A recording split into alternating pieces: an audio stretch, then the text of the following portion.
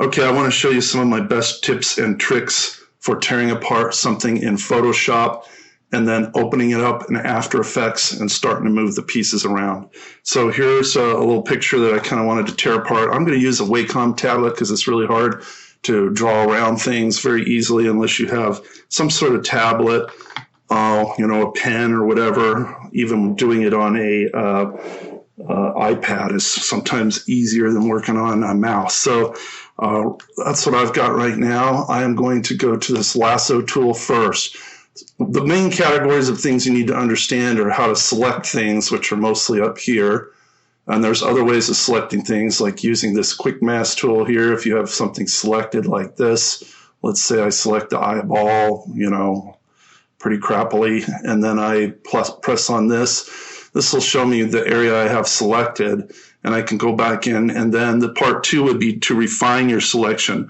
And there's all sorts of ways of using selection tools. You can combine them, you can plus and add things onto them, you can minus and delete things from them. You can even multiply selections. In other words, you can have one thing selected and then select something else, and they combine them together, the two different spots that are selected. So anyway, now that I have this selected right here, the quick mask is pretty easy because you could come in here and use your brush, which usually you use to paint with, and you have a black and white here, which basically means what's included and what's not included. So the other thing I can do is I can see already that my pen is really dinky. The little dot is small, so I'm going to hit brackets, bigger brackets. See how my little tool indicator, if you don't see that, you have to go in your preferences and change that so that what you're seeing is representative of the size of the drawing that you're making with the pen. So already I'm sort of taking away stuff from that selection. The other thing I can do is I can hit Z for zoom and click and zoom in on it, which gives me a lot more accuracy. The other thing I could do is when I'm on the brush, every time you're on a tool, there's a little menu up here of different things you can do on the top. See, I can say, well, I really don't want it to be 100% cut in or cut out. Maybe I can make it part in and part out, part transparent, things like that. You can also change your brush and say, I don't really like this fuzzy brush. Let me get a brush that has more of a hard edge like this. And then once again, I really love using the brackets to make it smaller like that. So now I have a really sharp edge, and I can go in and really refine this. If I want to switch it around, I just click this and turn the white to black. See that? And then I come in here, and then I could add things back into the selection if that's what I want to do. I'll hit Control-Z, which is undo, right, on Windows anyway. So anyway, that's a really good, simple way to select things, kind of drawing them out. It's not too hard to do this with a mouse. So I'm already doing pretty well here. Let me show you another way to select things. Once you're done with this, all you do is you turn off that quick mask. So let me just finish this real quick here. So now I have the eyeball picked out, so I can pull that into After Effects and wiggle that around a little bit. The only thing that's bad about it is I should probably make it 3D so that it can rotate around like a real ball. Maybe I'll do that in a different way. So let me reverse that again and show you how you can add to what you'd selected here. You can hit Control-Z if you don't like what's happening. And then when you're done, you just turn this off over here at the quick mask. Turn that off, and now you have your selection ready to go. At which point I can do Edit, Copy, Control-C. I like to note that all the shortcuts are right over here. They're really easy to start to remember. That's the best thing you could do, is start to memorize these, right? Before I do that, though, I think I'm going to unlock this. See, this layer, they always want you to make a copy of everything so that you're not kind of disturbing this last layer. So I usually make a copy here, or you can unlock it by double-clicking it.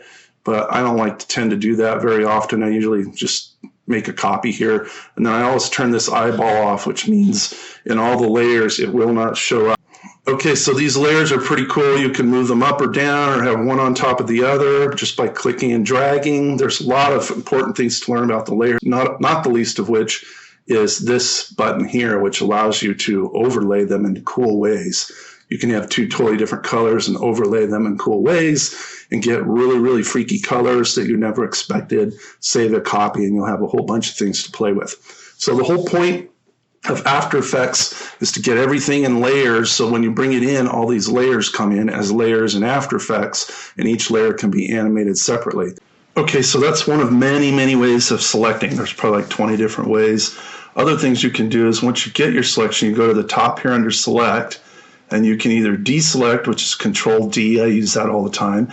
You can inverse the selection, which means I select whatever is not the eyeball. It'll actually swap it around, so you can select the background, for example. You can also do things like selecting a color range. If there's a bunch of red, you can click on it with a little magic sucker, whatever you call it, eyedropper they call it, and I can say, okay, get me anything that's black like this, and then there's a plus once again, so you could add more grays or whatever. This might work better on something colorful, so let me show that to you real quick. So we'll go under something with color. I'm working on a whole bunch of black and white images here. Selection, color range. So basically anything that's red will start to be selected. See how it's showing up down there? And if I want to add more pinks or whites or something like that, then I can do that. If I want to minus out the whites I just picked, I hit the minus little eyedropper. So you start to get some pretty cool stuff when you select things that way. All right, so now I have this over here. This is kind of showing me different things that I've selected here. All right, actually I'm going to toss that, start with something else here.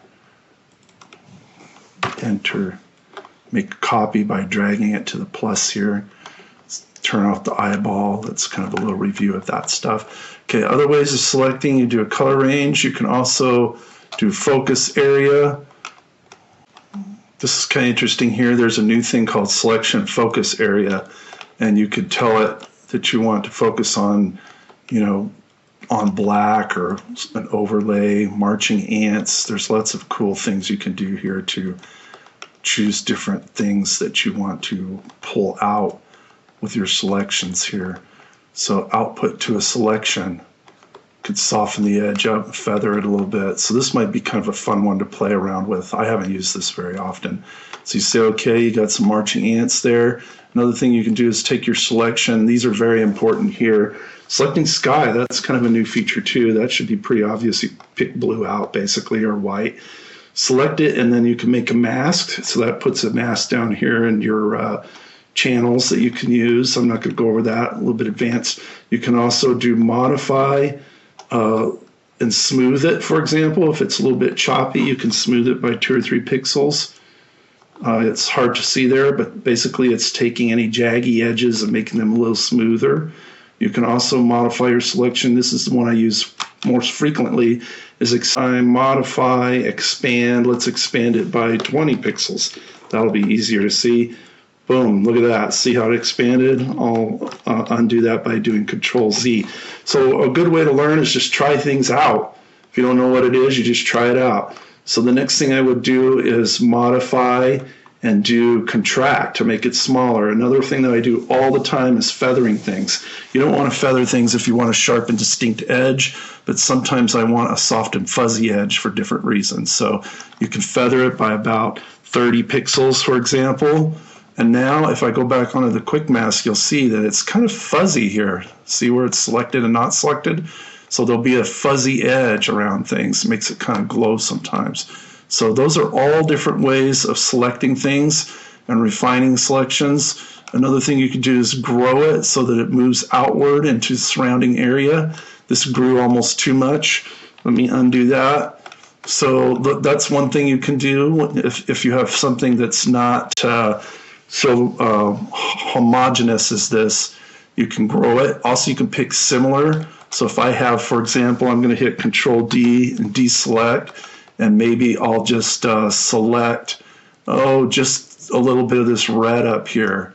And then what I can do is I could say select, grow, and it will grow outward into any kind of color that's similar to that.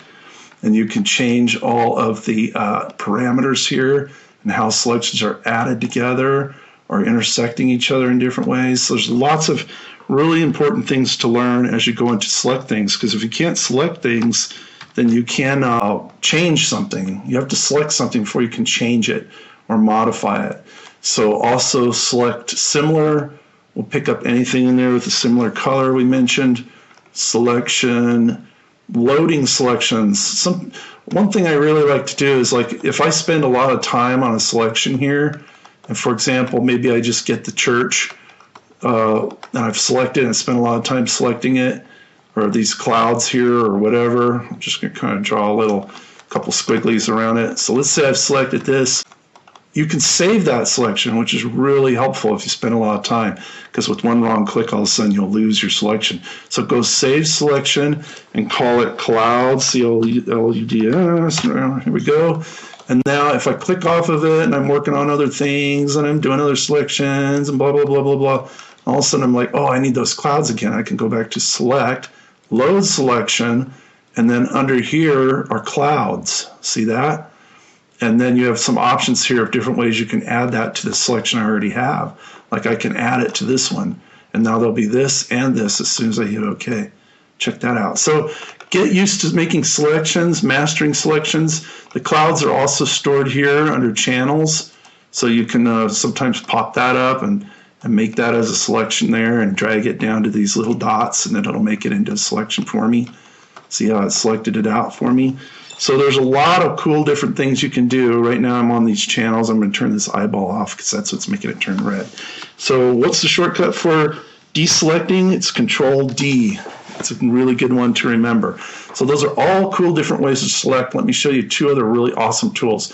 Polygon lasso is really good if you have something straight like my little church here, because I can just sort of click where the pointer is, click, click, see how quickly that can select something.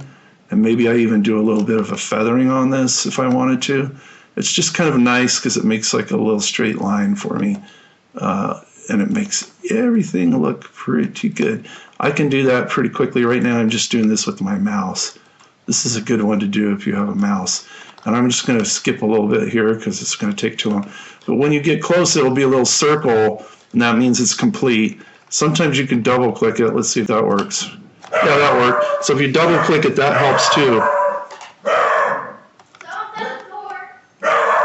Zoe, shut up. I'm trying to do a video here.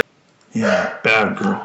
Okay, so I have this church selected here. Let's add to that selection by, I'll just hit Shift, and there's a little plus that shows up. Can you see that little plus next to my thing? That means I want to add to the selection I've already got. So I'll hit plus, I'll click, and now I'm going to add the cross in really quick. Boom, boom. Boom, boom. It's taking me a little bit because I am not using my Wacom tablet, which is what I should use. Whoa, look at that. And I'm using like an ergonomic mouse, which kind of sucks. So there we go. Then you come down here, double click if you want. So see how I added to that selection? Let's say I decide I don't like the cross. Let me show you how to subtract from it. Let's just get the lasso here. Lasso is really quick and easy. So what you do is instead of hitting Shift, which gives you the plus, you hit Control button in Windows. Actually, you hit Alt. Yeah, Alt. I always get it mixed up. So you hit Alt button here, and a minus will show up, and you just sort of scoop out what you don't want like that. You don't even have to complete it. Just scoop it in or scoop it out. In fact, I'll hit Shift, and I'll scoop in a little part of this roof right here. So if I hit Alt, I can minus out something like this window here, or I can minus out this part of this window here, so I can kind of get rid of things that I don't want in my selection.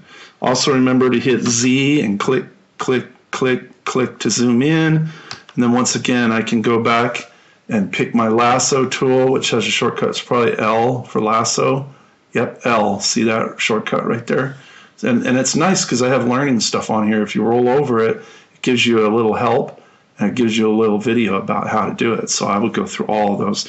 Basically, Photoshop is your bread and butter in almost any software nowadays, so it's really good to know everything it can do, not just some things it can do. Because you're going to really want to speed up your work after a little while. So there's that. If I don't like that, I can do minus and sort of scoop this out. See how I just, whoops, I did the wrong thing. I want to hit Shift. Sometimes I get confused whether I'm adding to or taking away from a selection here. That's a little easy to have happen when you're doing so many things at once here. So I'm going to hit Zoom again, and I'm going to hit Alt, which makes it actually a minus. So I'm starting to get a lot of good stuff in my selection here. And at that point, you know, I might even want to save my selection. It's pretty important to if you work really hard on selection, to save it. All right. So at this point, we're looking pretty good. Let me just add in this here. Whoops, I don't want to move it yet. So here's a little more roof I just scooped in, and a little more roof I just scooped in. All right. So those are all different ways to select. It's really fun. I'm having a good time. Sorry if I'm making you wait, but I like to make stuff once in a while. There we go. So that's actually a pretty good selection. So, you know, I might go in and I'd say modify it, modify the border a little bit, give it a little border around it if I wanted to. Probably I don't want to do that though. Transforming selection, you can actually move things around on the selection. Like if it's not fitting exactly right, you can do that. But I wouldn't recommend that too often. Selection, save selection. Church, C-H-U-R-C-H,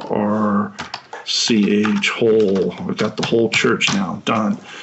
Another good thing to remember as a shortcut is edit, redo. Like if you undo something and you want to redo it, it's good to remember Shift, Control, Z. That's a really good way to redo or undo something. Go back and forth between those two. Now, I also want to show you my all-time favorite selection tool. I'm going to go Control D, and I'm going to go underneath this magnetic lasso. The reason I love that, if there's any difference between this and this, it'll suck right to the edge. It's really awesome. You don't even really need to be super close. See how I'm just kind of rolling down it really fast? There it gets muddy. So I actually click to help it, to know where I want to go. But look at that, it like sucks right up to the edge. Here I'm going to click a few times because the edge is not very well defined. But whenever you have a pretty well defined edge, it'll find it for you. It's really awesome. And it will get really close to being pretty much perfect. And then you can just go in and refine it. I am clicking a lot here, actually, kind of help it, just so you know. I'm going to not, see when I don't click, sometimes it messes up a little bit. So sometimes it's good to just get where you think it should be and click, click, click, click, and all the way down here and click. Now I should have a pretty good selection there. There it is. For some reason I clicked twice and it kind of undid it. So once again I will refine it by getting my lasso, and I'll hit Alt, which will make it turn into a minus. So I'll get rid of this little piece here. You know, I'll probably make these stairs look a little better. That might have been a little too much, so let me hit Shift and suck some of that back in. Shift brings it to plus, right? So now I have a pretty decent little selection here. I'd like to bring this back in here, so let me hit Shift and suck in that edge there. So that's looking pretty good. Let's take a look at it by zooming in on it here. See, it did a fairly decent job of pulling things in, but you know, I might want to go and get a few more of these little things. It's worth it sometimes to spend a little extra time because nature is not perfect. Photoshop and computers tend to be a little bit too perfect. Now I'm hitting my space bar, which allows me to use this little hand so I can kind of scroll through my edge real quick, and then I'll hit Shift and suck this in. I really like that little jagged thing right there. Space bar, panning over here, panning over. Let's see, oh, the cross looks pretty good, but let me bring in Shift and suck a little of this in. So it's all about getting your selections. And once you get your selection, save your selection, all right? So now that I have this selected, I can do a lot with it. I can go in and I can cut it out and paste it. So let me hit Z for zoom, Alt, or you know, whatever option in Mac.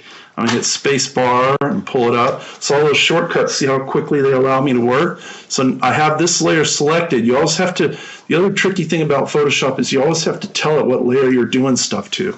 Like, where am I going to steal from? Where am I going to put it? You always want to define what layer you're working on and define what within that layer you're working on with your selection tools. So now I'm going to do Control C to copy it and Control V to paste it. And look right there, it made me a whole new layer, just the church. This is basically what you call a see-through alpha channel.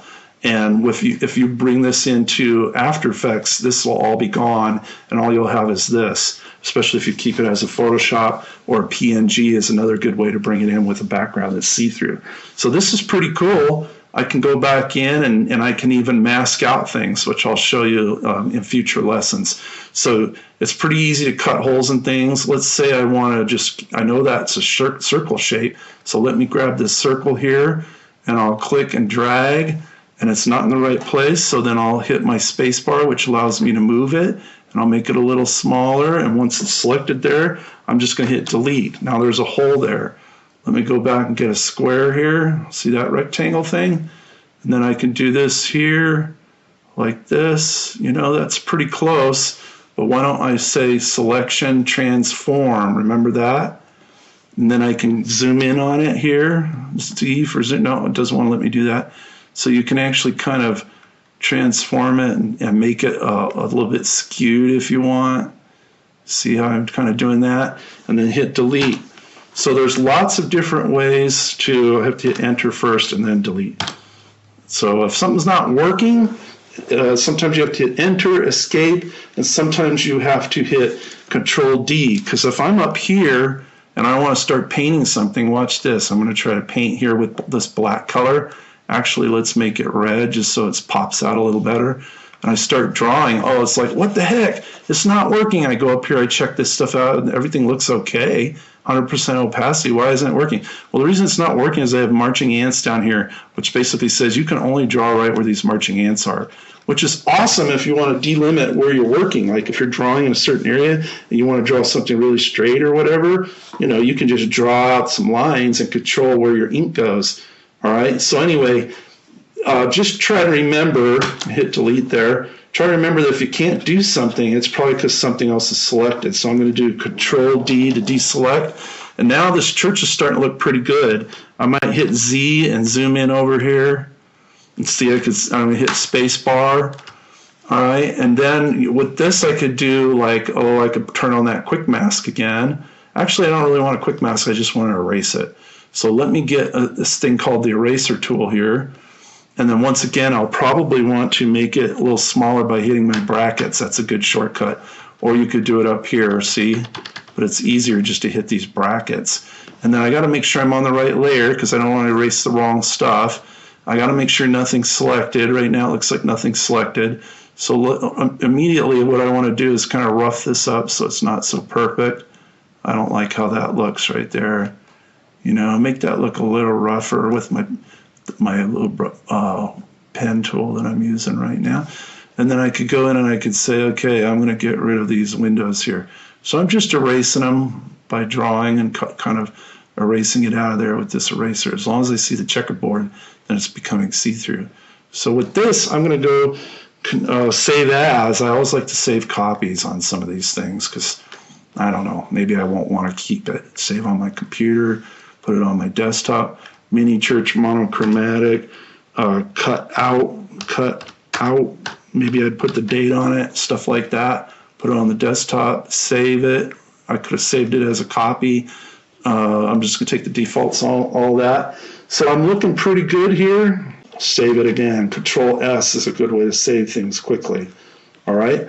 So with that, you've kind of seen how to cut things out, which is super important. You can also do that in After Effects using masks and the pen tool, but a lot of times you need to prep things in here and have a bunch of layers. So one other common thing that animators are always trying to get done is to get color into things or to colorize black line drawings, which is pretty much what this particular piece of art is. So I'm just going to show you a couple techniques for that right now. One is to unlock the background as I did before. Maybe make a new layer on top of that. It could be under it or on top of it, depending on what you want to do. Now on this layer here, I could just paint using this paint tool, adjusting this. There's all sorts of different brushes you can try. If you want to make it look sort of scratchy, you can do something like that. You know, there's just so many different kinds of textures. And a lot of them depend on your Wacom tablet or your tablet that you're using. They can be pressure sensitive. There's all sorts of cool settings up here to make it pressure sensitive. So and little things like this too that help make the pen more effective. So what I'm going to do is I've picked that. I've got my brush going here. If I want to make it bigger, I hit my brackets as usual, bracket up to make it bigger. And let's say I want to paint the sky sort of like a blue or something like that. A lot of video doesn't like things if they have this exclamation point, so if you click that, it gets the next best color. That's a little advanced tip right there. Okay, now at this point, I could paint on this layer here, and you're sort of like, hey, what happened to my drawing here? Well, remember, you have these color modes here, which we can scroll through really quick. They all create kind of a different look. See how that's blending underneath? This is taking the darkest of the colors, color burn. Each one can do different things. So play with these for sure. They're really fun. They create pretty amazing effects. This is probably my favorite thing about Photoshop, and maybe even my favorite thing about After Effects too. But you see how it kind of blends in the color, and sometimes it does really interesting and unexpected things. I think I liked right up here, this one was kind of neat, this darker color. So basically you're drawing on this layer, but it's blending in with the layer underneath depending on how you blend them using color modes there. That's what this is right here. They have a couple different names for it. Color modes, transparency modes, blending modes. I've heard all those different names over the years. So now I'm pushing color in kind of underneath the black. It's essentially what I'm doing here. So let me show you maybe one other method too that's kind of interesting, very similar to this. I've got that going. The other thing you could do is just paint directly on this, which I kind of don't recommend. It's always good to work with a copy here. But you could actually paint directly on this, and you use, instead of using just a brush set on normal, so here I'm going to take this pen and turn it into darker color like I did a second ago, and you just paint and it kind of goes right underneath the black, kind of burns into the black. See that? Let's try a different color out. So those are a couple of good ways of creating a nice look. Overlay. See, each one has a different kind of way of blending in. That's kind of why I like to do it on its own layer, because if you have it on its own layer, you can erase it, add to it, stuff like that. You can kind of work with it a little more. Like up here when I have this on, I could turn that down too, so that it has a bit of transparency to it. See how it's starting to blend in, and I could keep a little bit of my original, a little more of my original that's not just black. So anyway, that's kind of neat there. Also, fill has an effect on how it looks too, so you might want to try that instead of opacity. So there's different looks you can get depending on how you play with these transparency tools. It's just a lot of fun to blend the colors in like that. There's also ways of taking a color that you've got. You can do gradients too, like this. If I want a gradient in the sky, I can fill in on preferably not on the layer that I'm trying to draw on, but there I just made a gradient, and the gradient could be changed. You can change these various, what they call stops here. I'll click down here and change, like pick a red or something like that. Hit OK, draw that in. So it creates nice little gradients when you draw it. See that? So it's the gradient tool. This is a blur tool that will actually blur things if you're on the right layer. Here I am on this layer, so if I want to, I can start to blur out this area here. This one will, there's one that's called dodge, and there's one that's called burn. This dodge one here lightens things up. See how that's lightening it up? The more I hit, the more I write, the more it lightens it up. It's actually starting to change the color. The other one is the burn tool, which will make it go darker. So that's a very handy tool when it comes to pushing paint, changing paint, things like that.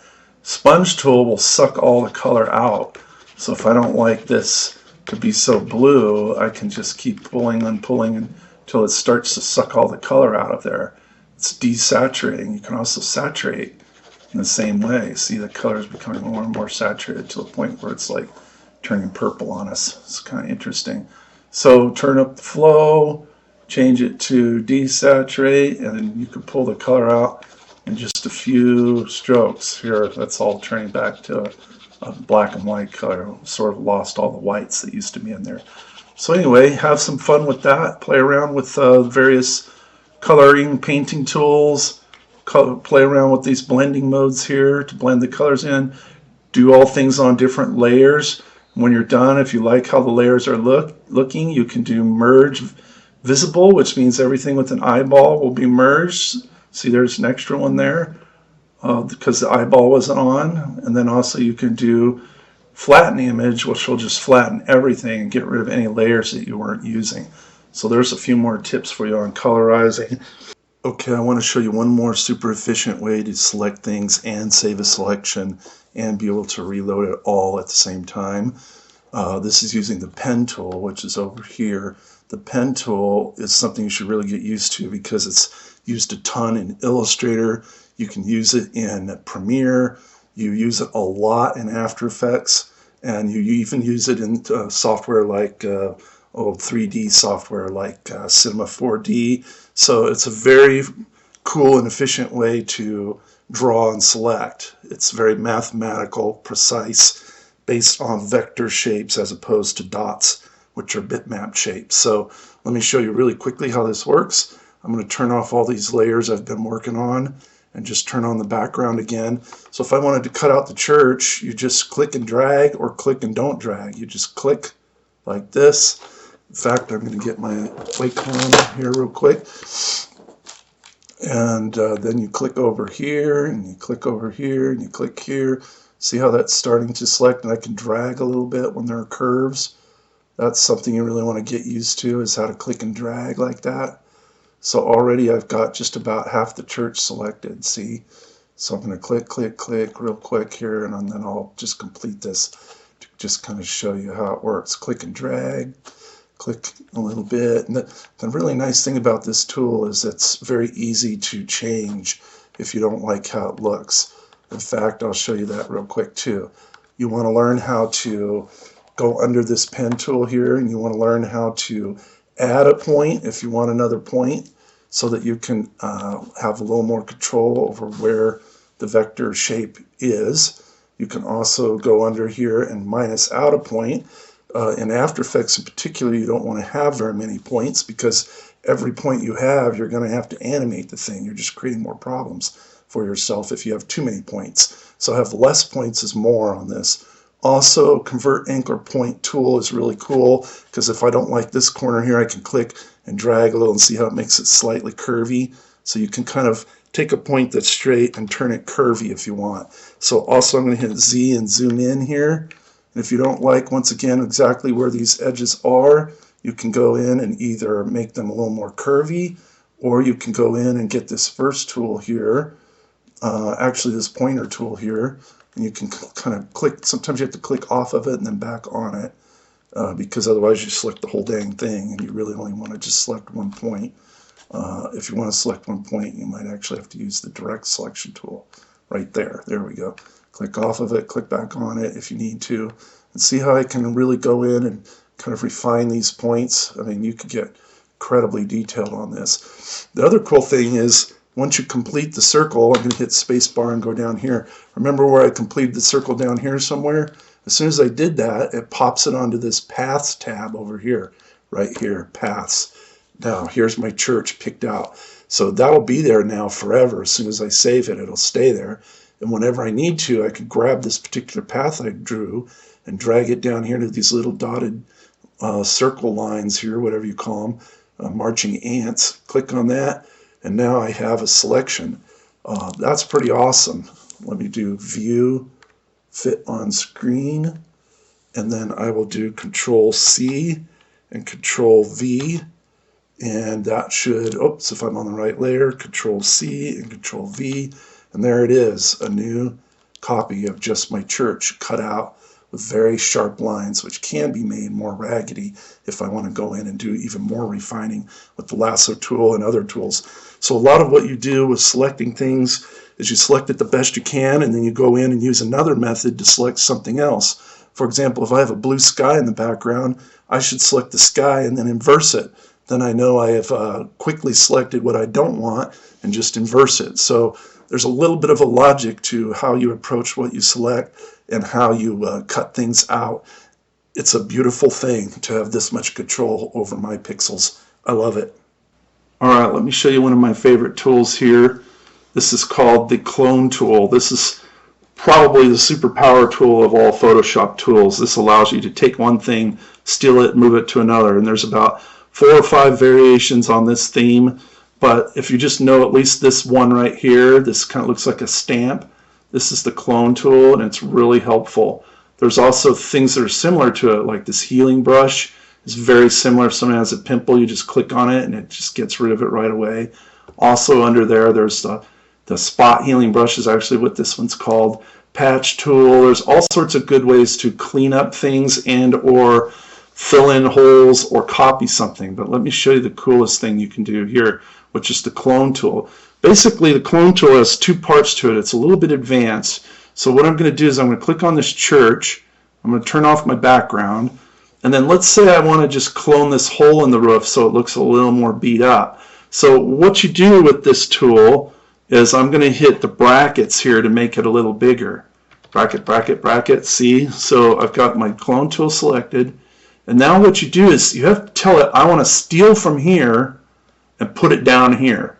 That's what the logic is. That's what you tell yourself. So how do you steal from here? What you do, hit Alt and click, which means I'm going to steal from here. And then already it's giving me a little preview. See how it's going to steal and put another hole over here? So I'll just draw this out like that. And now I've stolen up there where the X is and I've drawn it down below. So once again, remember how this works because it's a really cool tool. Let's say I want one of these windows over here. I could just get right here, hit Alt, define where I'm stealing from, come over here, and it's already showing me, you know, especially when I make this bigger, look how it could clone the whole, all the windows. So let's actually do that if I make it bigger. I don't want to make it that big. So I'm going to make a window here, kind of rub over that pretty good. I'm going to come over here and put another window here. See how it's stealing from the X on the left to put it on the right? It's pretty awesome. Now if I make that just slightly different, we'll have a really neat trick here where you can add windows anywhere you want them. All right. So here I've just used my clone tool. It would probably be smarter if I did this one on its own layer. So let me hit undo on that. And I'm going to go down and hit this plus and make a new layer. Or you can go under here and say new layer. There's always like a million buttons in here, but a lot of them are very redundant. You know, as long as you know one way to do it, you'll be in good shape. So I had to kind of click off of it here. So I want to do a clone that steals from a window and puts it on its own layer. So I'll come over here and I'll put it there like that. Now it's on its own layer. If I turn off the church, see how that window is in its own layer. So a lot of this is about working with layers. All right, trying to figure out where a layer is, what you want to steal from, how to move it somewhere else. So that's the clone tool, which is probably my all-time favorite tool. I'm going to zoom in on this. Okay, so one of my favorite tools also for selecting things. Okay, under this tool right here is a nice tool. I'm going to click on it. It's called the Magic Wand and Quick Selection Tool. Both of those are nice too for clicking things and selecting them.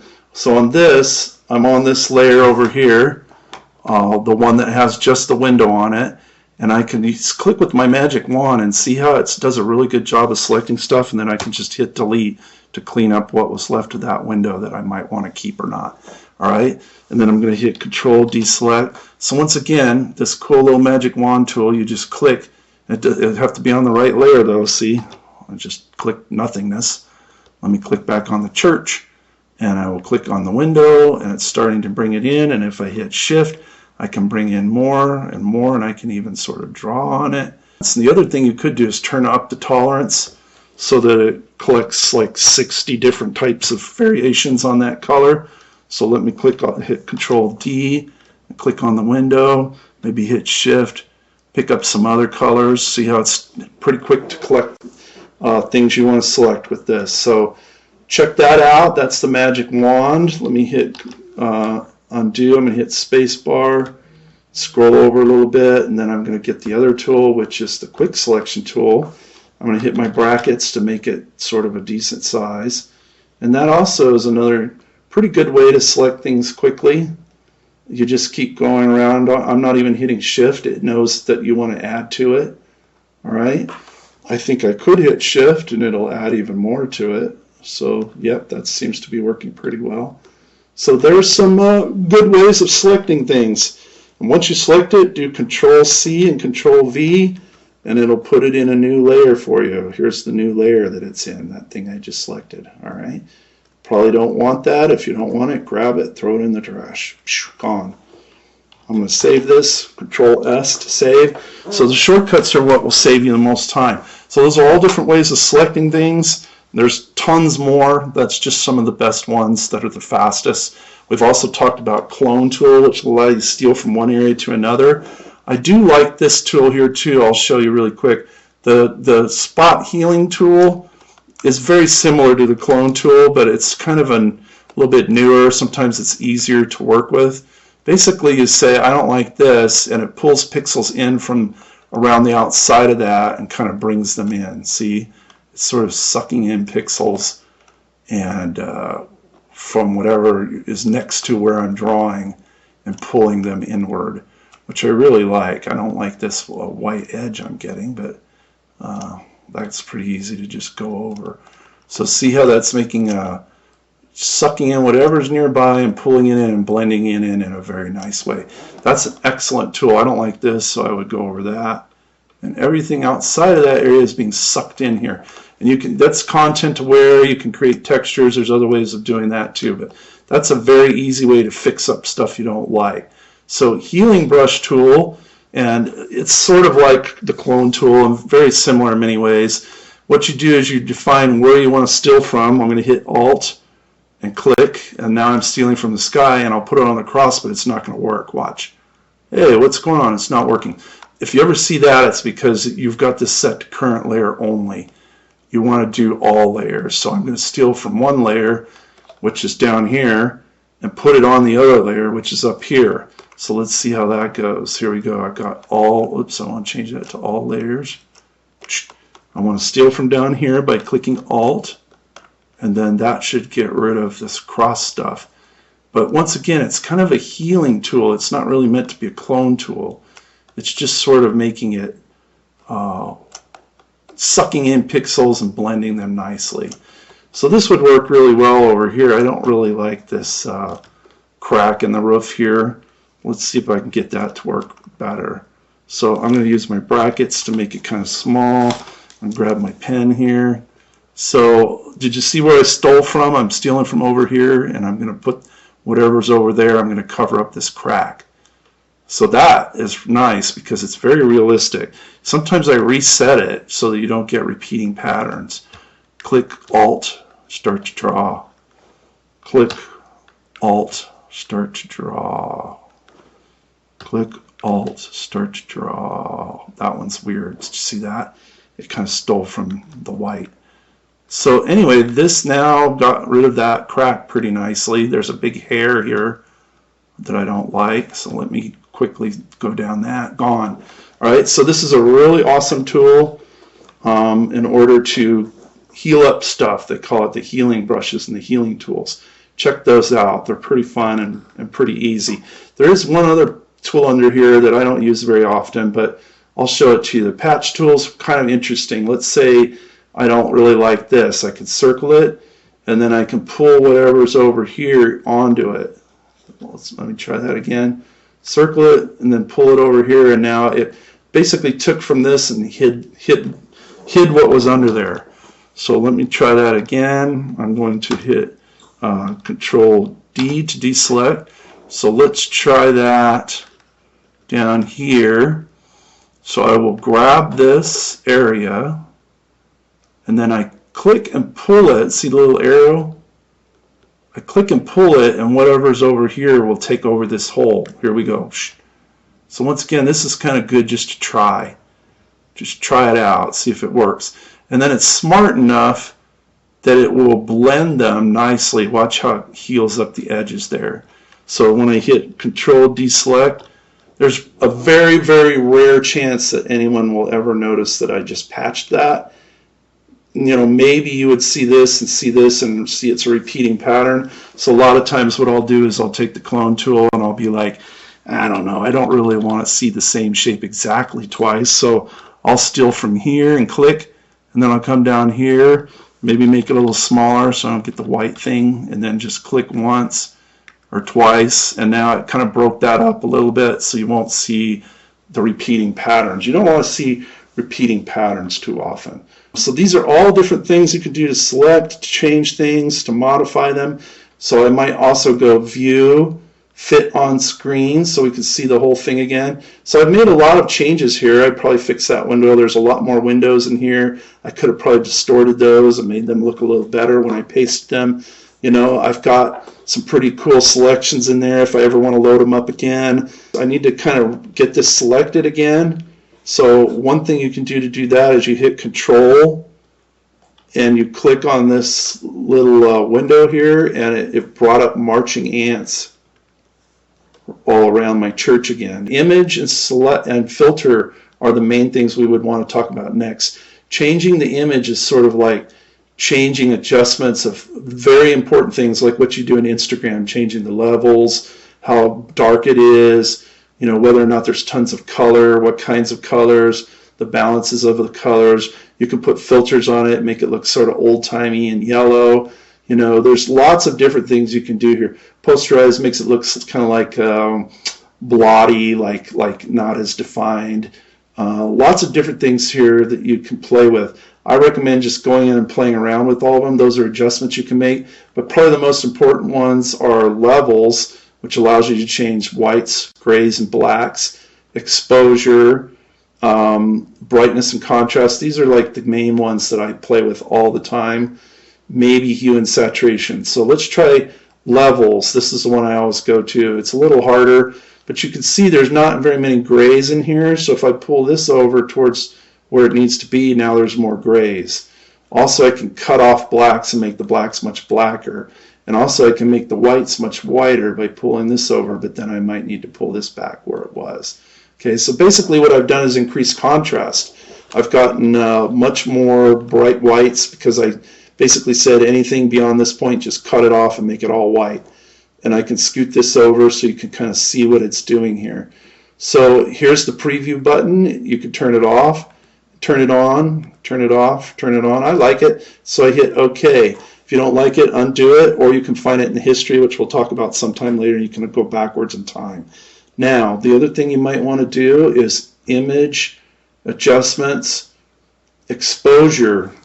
You can turn up the exposure so it's much brighter all over, which I kind of like. Offsetting looks sort of ugly, but it's creating more contrast.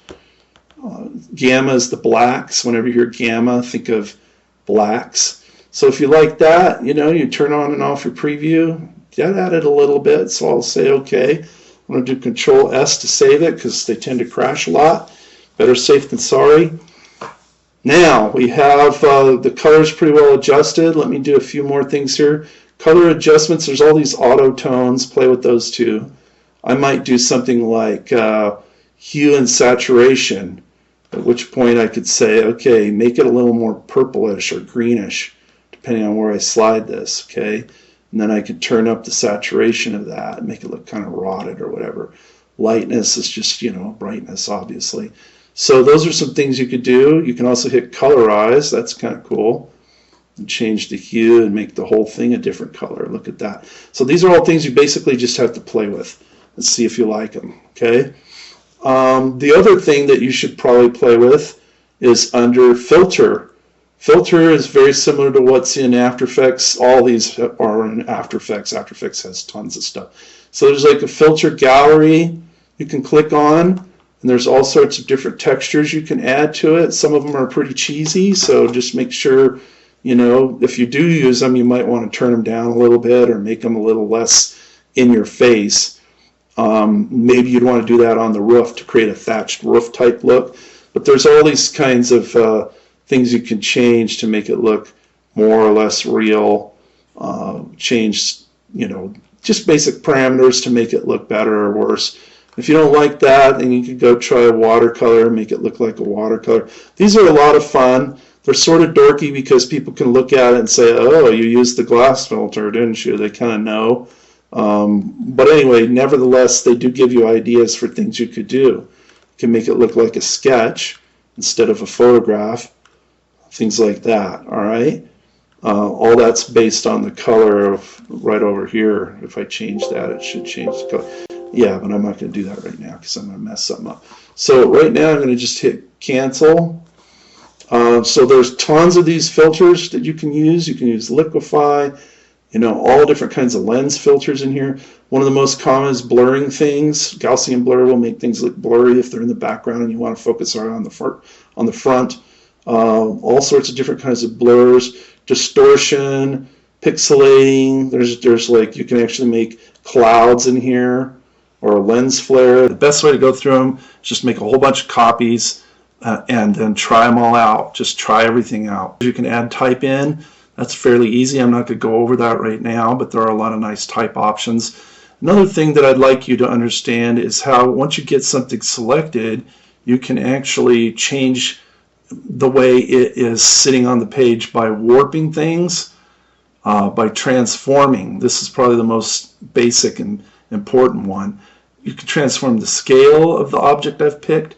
You can rotate it. You can skew it, distort it, change its perspective. These are similar, but you have to just play with them to understand them. You can rotate it pretty easily like that. See how I rotated it? Let me undo that. So that's what you do. You just try something out and then undo it. That's the best way to learn this stuff. Transform, let's skew it. Grab this little dot here. Now it's skewed. Let me undo that. Let's try a few others. Edit. Free transform is kind of good. Control T. If you know you want to do something pretty basic and simple, just do Control T, and then it allows you to, you know, rotate it. If you can get off away from the square a little, see there's a little rotation thing that shows up. Make it bigger. You can kind of pull in the edges here. There's other things you can do too, like if you hit the Alt button, or what is it, Control button, I can actually start to skew it too. See that? So there's a lot of fun things you can do with that. I'm going to hit Escape, which puts it back to where it was, because I didn't hit Enter. If you enter, then that means I want to stick with these changes. So those are all under Edit, Transform. Very important stuff in here. Try to remember that. Distorting perspective, warping it. Flip horizontal is good too. If you have someone going against the line or something, you can do this in After Effects and in Photoshop. Flip horizontal. See how it flipped my church? I'm going to undo that too. All right, so those are all a bunch of cool things you can do in Photoshop and then bring it into After Effects. So let me make a few more things here really quick. I am going to combine selections. I'm going to take something I pick here and just get the cross and sort of pull it away from here. The way you do that is you hit Shift and Alt. See how it turns into a times table symbol, whatever. Click, circle around just the cross, and it combines kind of what I had with the new thing I have, and I can just focus on the cross here. So let me do Control C, Control V. Now I have a layer here. So now I have two crosses, but you can't really see them unless I use this Move tool and pull one away from the other. Okay. The other thing I can do is I can hit Alt and I can make a copy. Hit Alt and make a copy. Look, all these layers down here. The other thing I can do is let's cut out these two doors. So I'm just going fast now so you can see kind of how things work. I can't really cut the doors out unless I'm on the right layer though. So first thing I gotta do is pick the right layer, and then I'm going to draw like around this door here. And I'm going to do Control X and Control V. So there it just popped up here. Let me use my Move tool and I'll scooch it over like that. Okay, let's get the other door. I'm going to go back to my little square marquee because that's the easiest, most obvious way to do this. Get the other door. I don't really like the top there, so I'm going to try to get it again here. I'm going to get just this area here. And then I'm going to do, it's still not perfect, so let me hit Shift. Let me show you what I hate here, what I don't like, I mean. I don't like these pixels are going to be left over, so let me hit Shift so I can add to it. I have to get back on the right tool. So see how I got the little top of the door there? Then I'm going to do Control X, which means cut, except I'm on the wrong layer. I'm on this layer. Once again, you got to use your logic. I'm stealing from here.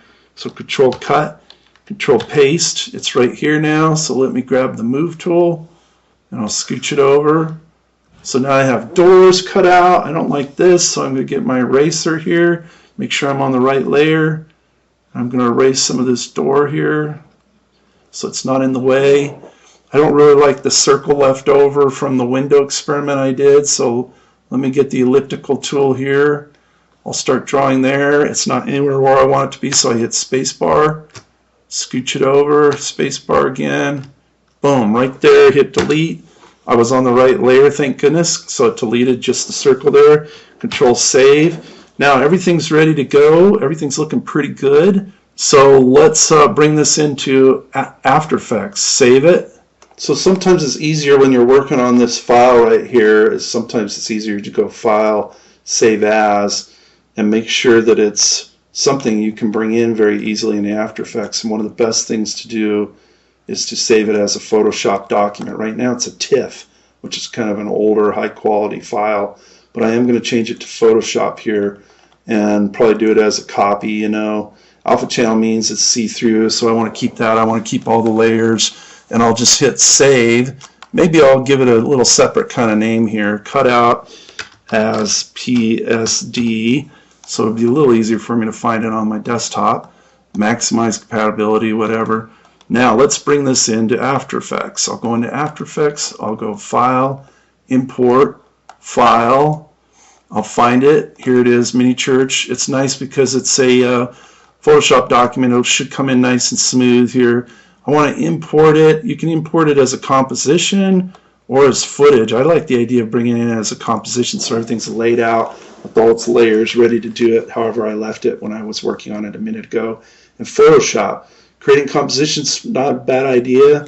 Let's see how it goes here. We'll import, and then you can either have the effects and filters I put on to be editable, so I can still change it in After Effects. I may as well do that, and then I'll hit OK here, and it brought it in. So here's all of the pieces that are brought in and all the different layers, and here's my actual composition. Let me double click it. So you see all the parts and pieces are there. If I do Layer, New Solid, I can create grass or whatever. Let me just do something really quick and cheesy here. I'll add some dark grass into this. It's going to cover everything up. See this layer? I'm going to drag it underneath everything. It even has the layers that I turned off, which is kind of cool. It has the original layer and everything. So here's dark grass. Let me grab that and pull it down so that it looks kind of like, you know, the grass that the thing is on. I'm going to hit Control S and save it already because I'm noticing things are crashing a lot. Cut out church in After Effects. Save it. Okay, let's get a kind of a sky color in there. Layer, New, Solid. I'm going to pick, instead of green, I'm going to pick like some kind of almost like ugly purplish color for the sky here. That'll kind of go along with some of the other things that I'm doing with the color wise. Hit OK. So once again, that's covering a lot of stuff, but I'll put it underneath the green grass. So now I have sort of a sky color and sort of a grass color. Let me save that. So at this point, you're ready to start moving things around. They're already ready to go. You just grab, whoops, I grabbed the wrong one. Get on the right layer first. Hold on.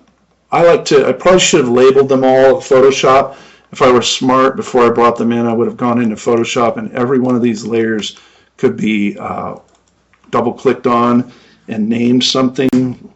You know, like up here is a cross. I could have called that cross. So then when I bring it in, enter. When I bring it into After Effects, it would have already had all the names here. Now I can't really do that. But as it is right now, I need to come in here. A lot of times I'll turn on and off eyeballs so that I can see that this is cross. I'll hit enter and type in there like cross 1. And I'll go down and make sure everything's very organized and labeled, at which point you can just go in and start moving this cross to wherever I want it. I can even bring a guy in and have him stare out this window. I can have someone come walking out of here. I can grab the doors and move the doors around. And anything that's movable, you can do all the regular transform things with. You just brought it in from Photoshop, that's all. You can move its position. You can move the anchor point, the center of it. You can make it bigger or smaller. You can rotate it, and you can make it see-through, and you can stick all the parts and pieces that belong to it so that they're all parented to it, right? You remember how to do that? You grab your little pick whip and say, stick this to this, stick this to this. That's how you kind of get things to move with it. You'll see the ones I stuck to it are now rotating with it. It's the little doors and stuff like that. All right, so that's all the basics on how to cut something out and get it into After Effects, move it around, make it look cool. The beginning of all animation, and keep in mind that everything that we saw in After Effects is also in Photoshop and vice versa, almost everything. There are a lot of video filters and effects here that do not go back into Photoshop, of course. But everything you do in Photoshop should be able to come in here. If not, it'll give you a little error message once in a while. But you are ready to start animating stuff and having them fly around. I kind of like the colors on this. I think I might show you one other thing. See this cool church looking thing right here that I've got selected? Let me select it, hit enter, and call it church so I know what it is. Enter. I'm also going to change the color coding on it so that I can see it quickly. And then I'm also going to hit these switches here, which gives me these awesome things which blend it in with the background. You can kind of already see how it's blending in a little bit, but let's go a little bit crazier on that. And I'm going to hit Shift minus and just start stepping through it. And there's all these different ways of blending things together in After Effects. That's under here, see right here? Luminosity, look how cool that looks. If I like it, I can keep it, or I can turn down the opacity on it, so that it sort of blends in more unique ways. I can also make a copy of this church by going duplicate. And let's see what we get when we go through these. Let's go minus through that. So now I have two different churches interacting with each other. That's always really fun too. I'm doing Shift minus to get through all the different color modes, they're called, all the different blending modes, which are also in Photoshop. Every decent Adobe software has them. Premiere even has them. Let's see all the cool things I'm getting out of this. They're blending together in just such interesting and unique ways. Some of them cut pieces out. A lot of it's just messing around and trial and error. Let's go back to this one right here and just see what that does. If I hit T for transparency, I could kind of turn it down or fade it up like this. Now we're getting like a really weird mood underneath all that. So those are some cool things you can do. Maybe I'll add in a new light too while I'm at it. Let's put on a spotlight and we'll give it sort of that kind of sickly blue color that we've been playing with a lot. Spotlight, and let's hit cast shadows. I like the idea of casting a shadow behind the church. Maybe we turn up the intensity a lot for fun. Hit OK. Hit OK. It's not going to do anything unless I turn on these hidden switches. Whoa, the pop-up's popping up. Get out of there. Boom. Boom. There it is. I have to turn on the 3D layers, right? Now that light is doing some cool stuff here. It's up at the top, right? Where is the light? There it is, spotlight. I usually drag those up on top. Okay, so let's adjust the spotlight and do some cool things with it. Transform the spotlight, change where it's pointed at a little bit. Change where it is in space a little bit. We can go under the light options here, turn the intensity back down so that it's more moody. We could change the color. We could change so many cool things. So those are all interesting things that you can mess with. I hope you will have fun and play around and see what happens. That's what I'm doing. Love ya. Bye.